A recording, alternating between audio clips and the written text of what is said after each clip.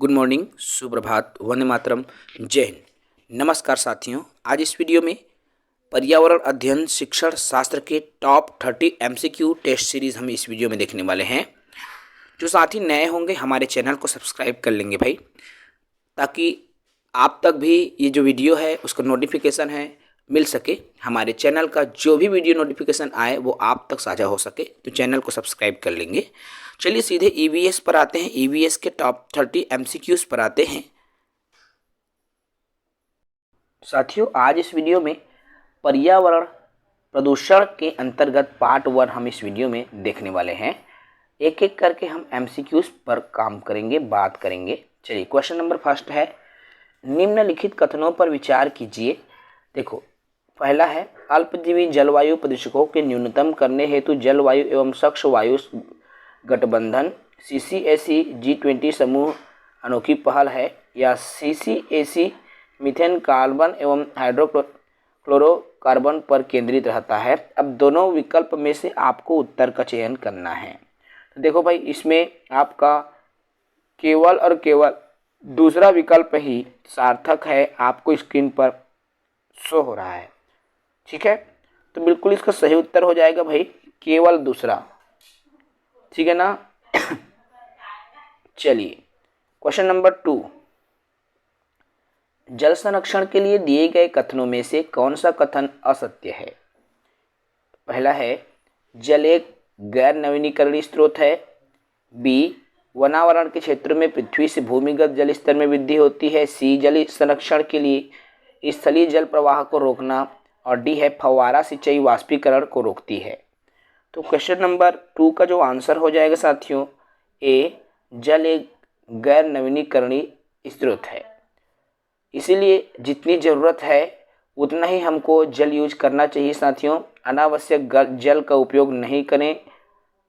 ठीक है भाई। चलिए, क्वेश्चन नंबर 3 देखो, निम्न में से कौन सी गैस रक्त में उपस्थित हीमोग्लोबिन से आसानी से संयोग करती है? Methane gas, nitrogen gas, carbon monoxide या सल्फर डाइऑक्साइड? इसका उत्तर हो जाएगा भाई सी, कार्बन मोनोऑक्साइड गैस जो है मीथेन से हीमोग्लोबिन से आसानी से संयोग कर लेती है। अगले प्रश्न में आ जाते हैं। क्वेश्चन नंबर 4 है। देखो, क्वेश्चन नंबर 4 है साथियों, निम्नलिखित में से कौन सी गैस वायुमंडल में मुख्य ग्रीन हाउस गैस नहीं है?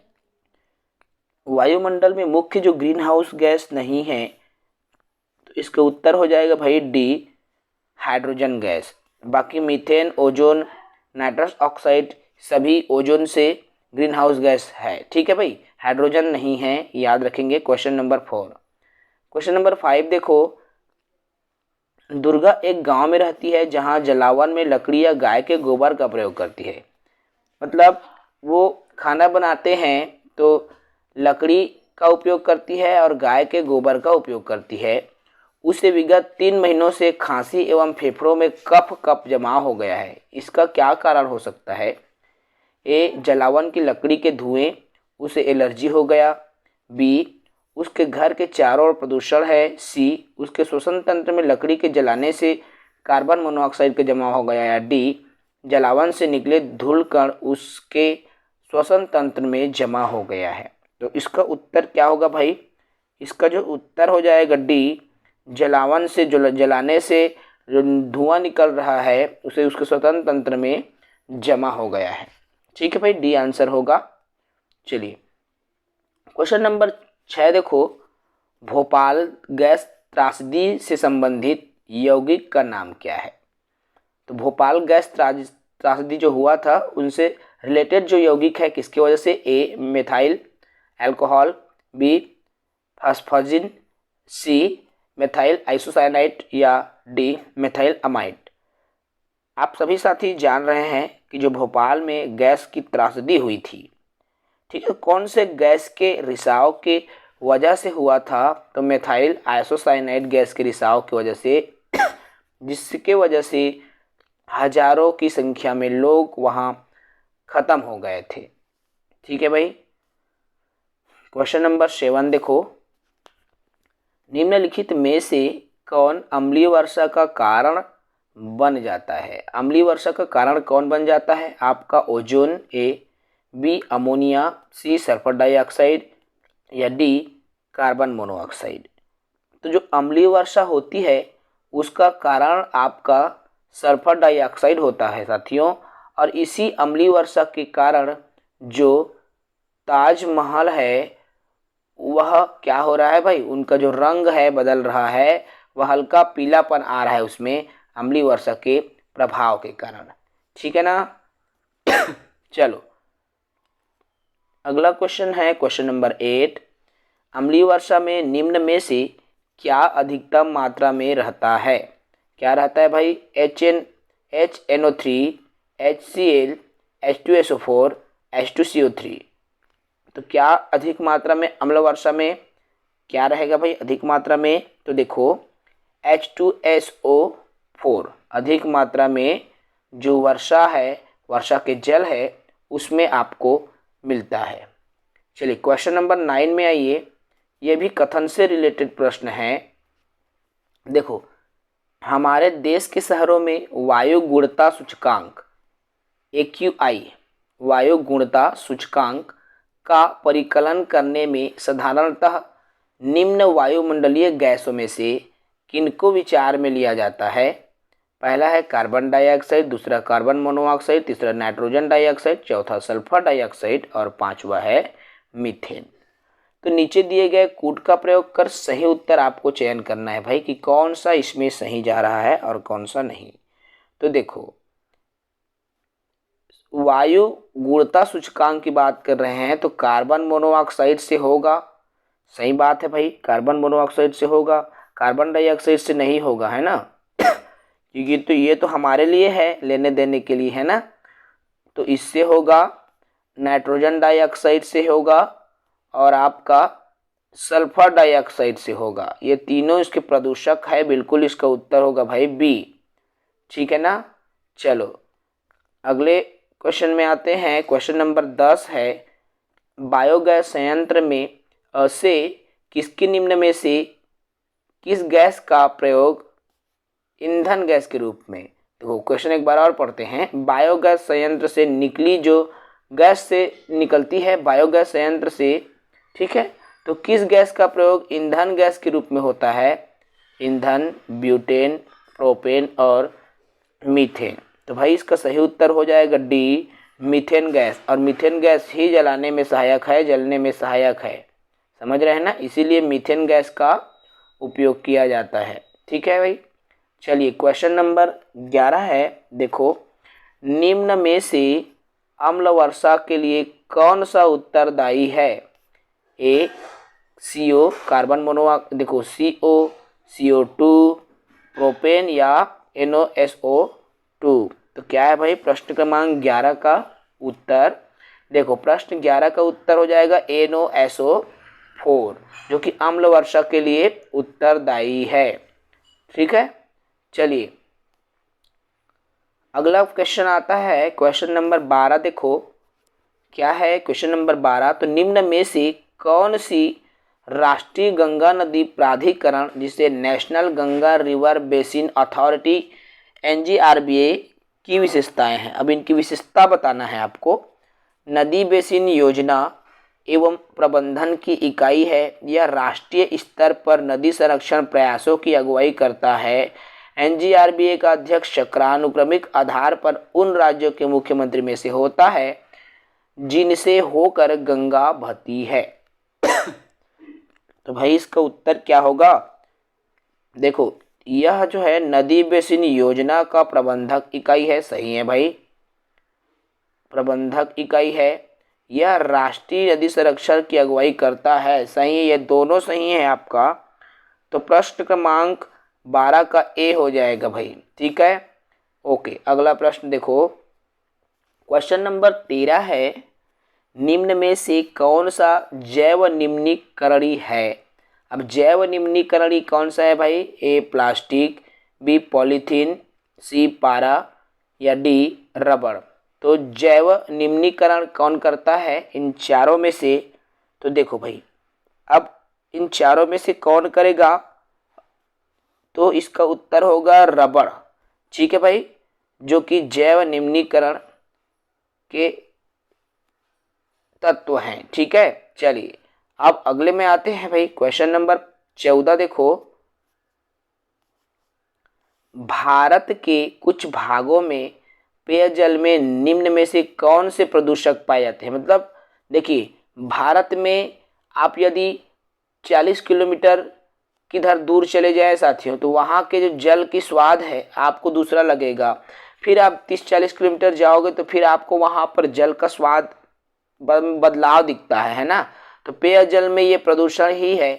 तो अब क्या क्या प्रदूषण पाए जाते हैं देखो, एक पहला आर्सेनिक, सॉर्बिटॉल, फ्लोराइड, फॉर्मल्डिहाइड और यूरेनियम। तो आपको बताना है भाई क्या क्या पाए जाते हैं। ठीक है भाई, प्रश्न क्रमांक 14 देखो साथियों, प्रश्न 14 है, इसका क्या है, आर्सेनिक एक प्रदूषण है, बिल्कुल पाया जाता है भाई। फ्लोराइड भी पाया जाता है और इसमें एक और है यूरेनियम। देखो ठीक है, तो ये जो है आपका, इसका सही उत्तर क्या हो जाएगा, 14 का सी हो जाएगा भाई। 14 का सी सही उत्तर हो जाएगा। चलिए क्वेश्चन नंबर 15 में आ जाइए सभी। निम्न में देखो, निम्न पद्धतियों में से कौन सी कृषि में जल संरक्षण में सहायता करती है। अब जल संरक्षण में सहायता करने वाली पद्धति की बात कर रहे हैं यहाँ पर। भूमि की कम या शून्य जुताई, खेत में सिंचाई के पूर्व जिप्सम का प्रयोग, फसल अवशेष को खेत में ही रहने देना, कृषि में जल संरक्षण में सहायता करती है, आपको उसी को बताना है। तो क्या है भाई जो जल संरक्षण में सहायता करती है, देखो तीनों चीज़ें इंक्लूडेड है। ठीक है भाई, तो पहला, दूसरा और तीसरा तीनों आएगा। दैट मीन्स इसका जो उत्तर है डी आ जाएगा। चलिए अगले प्रश्न की तरफ बढ़ें साथियों। क्वेश्चन नंबर 16 है, देखो वातावरण में मीथेन उत्सर्जन के लिए निम्न में से कौन सा उत्तरदायी कारक है। ए ऑटोमोबाइल, बी औद्योगिक चिमनियाँ, सी खनन उद्योग या डी आई भूमि। तो क्या है भाई, जो मीथेन गैस के उत्सर्जन है उसके पीछे क्या रीजन है। तो भाई आई भूमि, देखो ये इसका रीजन है। ठीक है भाई, चलो प्रश्न 16। ओके, अगला प्रश्न में आ जाते हैं भाई। क्वेश्चन नंबर 70, उसके देखो इस प्रश्न में उत्तरदायी कारक है की बात पूछ रहे हैं ना। प्रश्नों को थोड़ा सा समझेंगे भाई। चलो, कथन फर्स्ट और कथन सेकंड, अब दो कथन आपको दिया गया है और सही कूट का आपको प्रयोग करना है। देखो कथन 1 क्या है, किसी जीव में जैसे कि संगठित शारीरिक शरीर रचना में भारी धातुओं और कीटनाशियों के बढ़ते हुए जमाव की प्रक्रिया को जैव संचयन कहते हैं। और तालाब की बड़ी मछलियों में उसी तालाब के प्लवकों की तुलना में कीटनाशियों की जो सांद्रता अधिक पाई जाती है। अब इन दोनों कथनों पर विचार करें तो देखो भाई इसका उत्तर होगा ए। ठीक है भाई, दोनों कथन अलग अलग सही हैं और कथन 2 कथन 1 का सही स्पष्टीकरण दे रहा है। ठीक है भाई, अगले सवाल। चलो प्रश्न क्रमांक 18 देखो, जैव ऑक्सीजन मांग BOD किसके लिए एक मानक मापदंड है। ए रक्त में ऑक्सीजन स्तर मापने के लिए, बी वन पारिस्थितिक तंत्रों में ऑक्सीजन अभिकलन के लिए, सी जलीय तंत्रों में प्रदूषण के आमापन के लिए या डी उच्च तुंगता क्षेत्रों में ऑक्सीजन स्तरों के आकलन के लिए। तो भाई जल्दी से बात करें इस, देखो जैव ऑक्सीजन की मांग की यहाँ पर मापदंड या मानक मापदंड की बात की जा रही है। तो भाई इसका उत्तर हो जाएगा जलीय तंत्रों के प्रदूषण के अमापन के लिए। ठीक है भाई, सी आ जाएगा। चलिए अगले प्रश्न में आइए। देखो भाई प्रश्न 19 है, निम्न युग्मों पर विचार करें। ठीक है भाई, आपके सामने स्क्रीन पर शो हो रहा है जो कि जोड़ी बना हुआ है। सामान्यतः जो प्रदूषक पदार्थ उनमें पाए जाते हैं जो संभावित अवांछनीय या रसायन होते हैं। लिपस्टिक में सीसा मिलता है, शीतल पेय में ब्रोमीनित वनस्पति तेल है और चाइनीज फूड में मोनोसोडियम ग्लूटामेट है। तो कौन सा सुमेलित नहीं है, आपको उसको बताना है। तो देखो भाई, इसमें सी आएगा, पहला और तीसरा सुमेलित नहीं है। लिपस्टिक में सीसा नहीं मिलता और चाइनीज फूड में मोनोसोडियम नहीं। ठीक है भाई, समझ गए, कोई डाउट नहीं होना चाहिए। ठीक है भाई, सुमेलित है ना, प्रश्न में देख लेना। तो ये सुमेलित है, लिपस्टिक में सीसा होगा और इसमें मोनोसोडियम होता है। ठीक है भाई, चलो अगला प्रश्न देखो, निम्न में से क्या एसओ प्रदूषण का सर्वोत्तम सूचक है? ए ब्रायोफाइट, बी लाइकेन, सी शैवाल या डी टेरिडोफाइट। ठीक है भाई, तो क्वेश्चन नंबर 20 है, देखो भाई प्रश्न क्रमांक 20 का लाइकेन आ जाएगा। ठीक है भाई, प्रदूषण का सर्वोत्तम जो सूचक है लाइकेन होगा। अगले सवाल में आए, देखो भाई यहाँ पर पेयजल के लिए जो पीएच की वांछनीय सीमा क्या है भाई? तो पेयजल के लिए पीएच की जो वांछनीय सीमा है 6 पॉइंट, देखो 6.5 से 8.5, 5 से 6.5, 6.5 से 7 और 7 से 8.5। तो क्या होगा 21 जो क्वेश्चन है, तो 21 का आंसर हो जाएगा भाई सी, 6.5 से 7% जो है आपकी जो लिमिटेशंस होती है पीएच की। ठीक है ना, चलिए पीएच मान जानते हैं ना, वो है अम्लीय और क्षारीय को शो करता है, क्षारीय को। मिनीमाता घटना से कौन सी विषाक्त धातु जुड़ी हुई है? कैडमियम, आर्सेनिक, पारा या सीसा? तो कौन सी भाई? तो पारा नामक विषाक्त जो धातु है इनसे संबंधित है। ठीक है, चलिए अगले प्रश्न में आते हैं। क्वेश्चन नंबर 23 है, निम्न में से कौन सा प्रदूषक श्वसन तंत्र से जुड़ी बीमारियों का प्रमुख कारण है? कार्बन मोनोऑक्साइड, विलंबित सूक्ष्म कण, नाइट्रोजन ऑक्साइड, वाष्पशील कार्बनिक यौगिक। तो भाई इसका उत्तर क्या हो जाएगा 23 का? देखो कौन सा प्रदूषक श्वसन तंत्र से संबंधित, तो विलंबित जो सूक्ष्म कण है श्वसन तंत्र से संबंधित बीमारियों का प्रमुख कारण है। ठीक है भाई, चलो प्रश्न 24 देखो, अब निम्न ऊर्जा ईंधनों में कौन सा ईंधन पर्यावरण के लिए सबसे अनुकूल है? दैट मीन्स सबसे यहाँ पर अच्छा है बोल रहे हैं ना, अनुकूल मतलब अच्छा। हाइड्रोजन, एथेनॉल, बायोगैस या सीएनजी? तो क्या है भाई इसका सही उत्तर? Hydrogen gas. ठीक है भाई, क्वेश्चन नंबर 24 का। ठीक है, चलिए अगले सवाल में आइए। क्वेश्चन 5 देखो 25, निम्न में से कौन सी जो प्रदूषक गैस प्राकृतिक रूप से और औद्योगिक गतिविधि के परिणाम स्वरूप दोनों से उत्पन्न नहीं होता? कौन सा है भाई जो दोनों से उत्पन्न नहीं होता? तो देखो कार्बन डाइऑक्साइड, क्लोरोफ्लोरोकार्बन जिसे CFC कहा जाता है, नाइट्रस ऑक्साइड और मीथेन। तो कौन सा है भाई ये? तो देखो ये जो मीथेन है, ठीक है, तो औद्योगिक गतिविधि से दोनों से उत्पन्न प्रदूषण नहीं होता। ठीक है, चलिए अगले सवाल में आ जाइए। क्वेश्चन नंबर 26 देखो, शहरी क्षेत्रों में नाइट्रोजन ऑक्साइड के कारण प्रदूषण का प्रमुख स्रोत है? ए सड़क परिवहन, बी वाणिज्यिक क्षेत्र, उद्योगों में प्रयुक्त ऊर्जा या पावर प्लांट।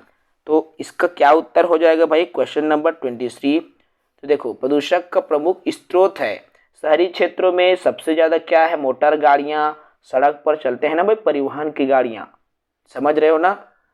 तो सड़क पर जितने भी परिवहन की गाड़ियां होती हैं उनसे क्या निकलता है भाई, धुआं निकलता है ना। इससे क्या होता है, वो भी कार्बन मोनोऑक्साइड वगैरह निकलता है, प्रदूषित करता है। ठीक है भाई, ए आ जाएगा सड़क परिवहन।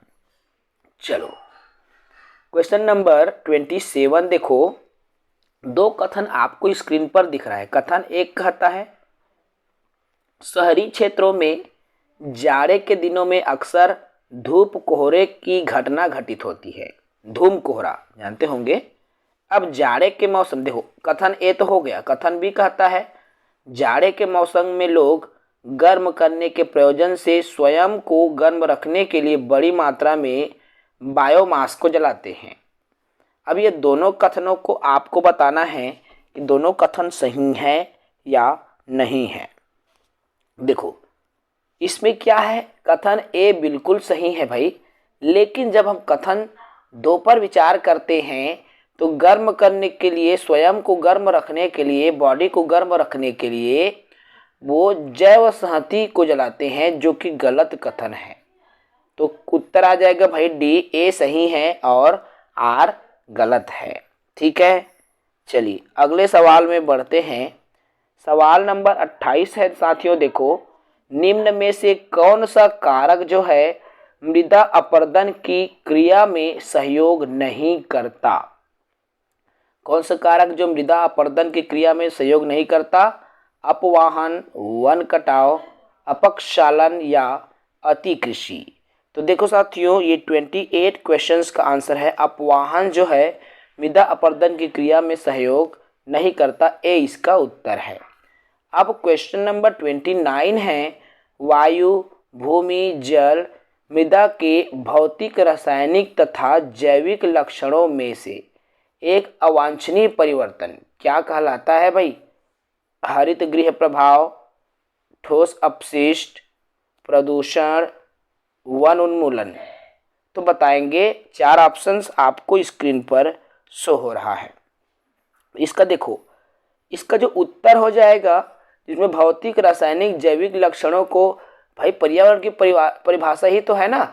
वायु, जल, मृदा, भूमि के उनके वांछनीय अवांछनीय जो परिवर्तन होता है ना, वही प्रदूषण कहलाता है। परिभाषा तो सभी साथी अवगत होंगे भाई, प्रदूषण की क्या परिभाषा है। ठीक है, चलिए लास्ट प्रश्न है भाई इस सीरीज का। तो कार्बन डाइऑक्साइड किस सीमा तक रेडियो सक्रियता को अवशोषित करती है। तो सीमा की यहाँ पर बात हो रही है, तो ये 5.5 से 7 माइक्रोन्स उत्तर आ जाएगा भाई। ठीक है, तो साथियों मैंने इस वीडियो में टॉप 30 MCQs पर चर्चा किया, जो कि अत्यंत इम्पॉर्टेंट MCQs थी आपके प्रदूषण वाले पार्ट से रिलेटेड। ठीक है, शेष बचे हुए MCQs को भी हम लाएंगे आप सभी के लिए। फिलहाल इस वीडियो में इजाज़त दीजिए। सीरीज ऑफ एजुकेशन से निरंतर जुड़े रहें साथियों, ताकि आपको हमेशा निःशुल्क वीडियो हमारे चैनल के माध्यम से प्रोवाइड हो सके। इसी शुभकामनाओं के साथ विमल सर को इजाज़त दीजिए। जय हिंद, वंदे मातरम।